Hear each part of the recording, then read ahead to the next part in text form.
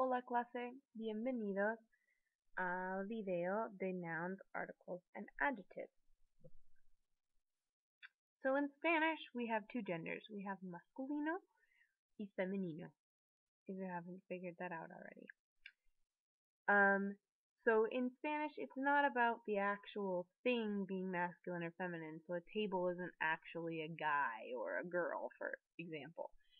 But the spelling of the word is feminine or masculine.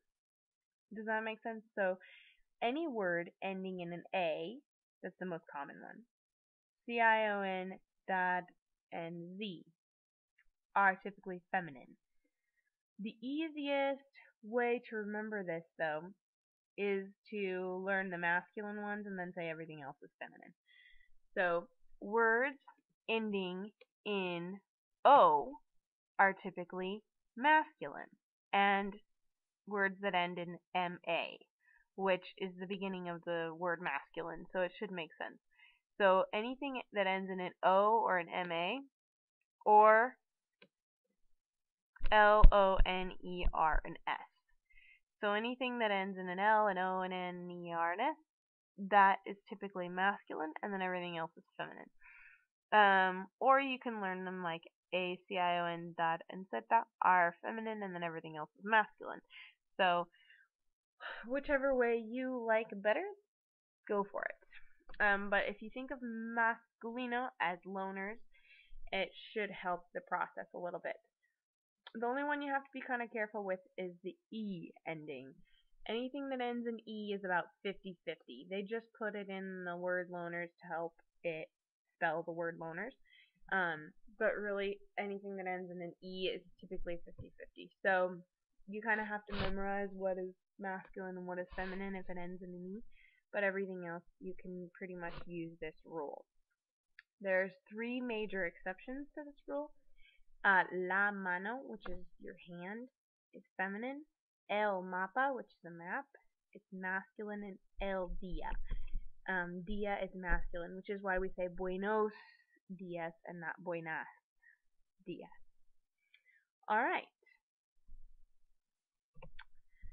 There is a song that will be posted directly under this video, and it's called Loners, and it will help you memorize this rule. So most words that end in L, O, N, E, R, and S are known as masculine, and you'll learn the two different words for the with this song as well. So and any words that end in D, sion, and anything that ends in A or Z are known as feminine, and then they have the articles on there as well. So we're going to learn articles right now.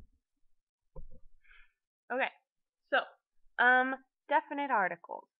Definite articles is a scary word for the. So if you think about it as just the, maybe it won't throw you off too bad.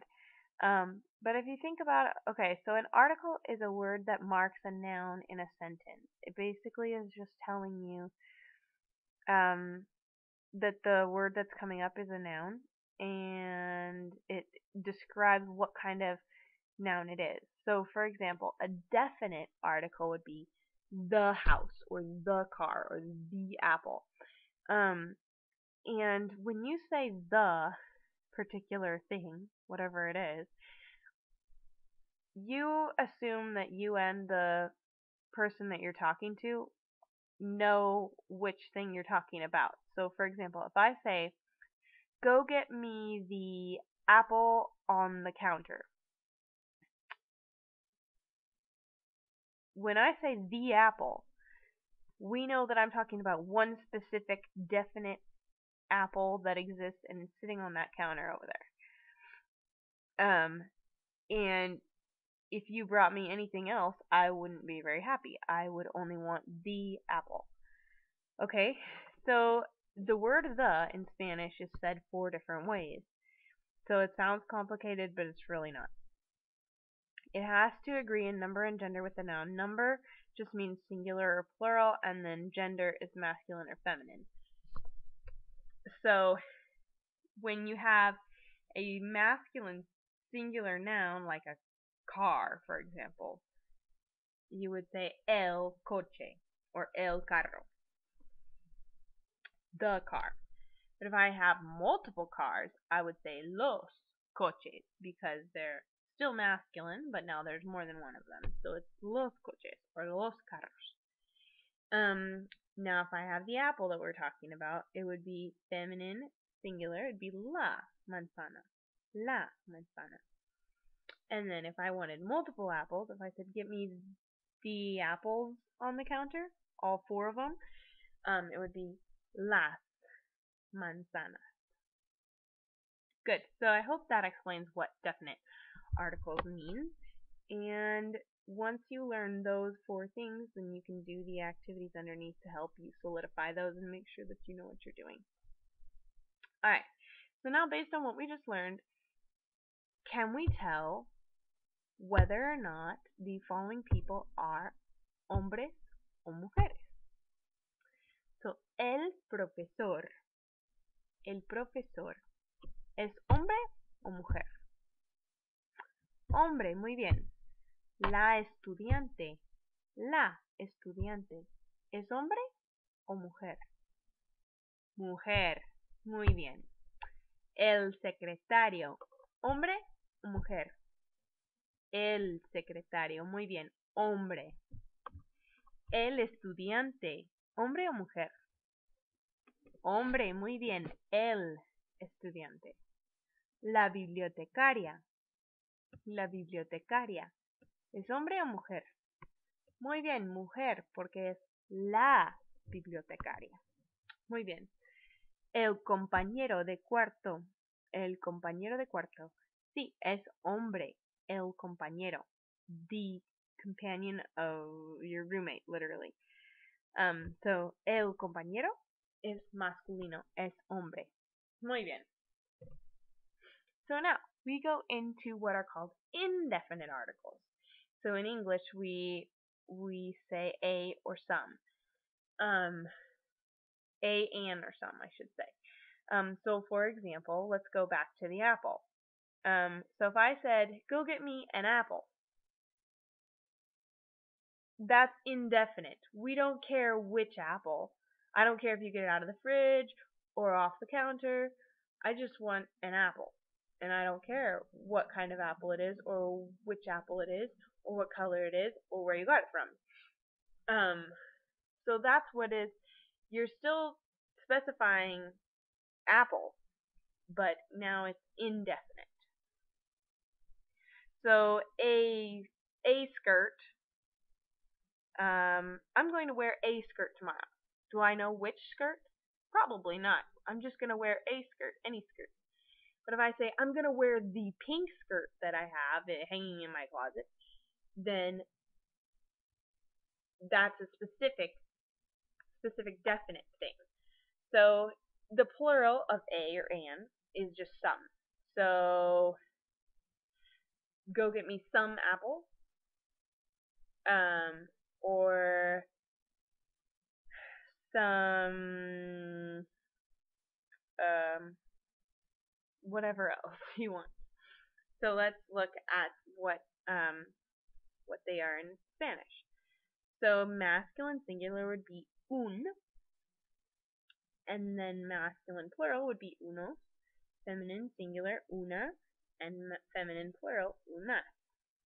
So there's some examples underneath.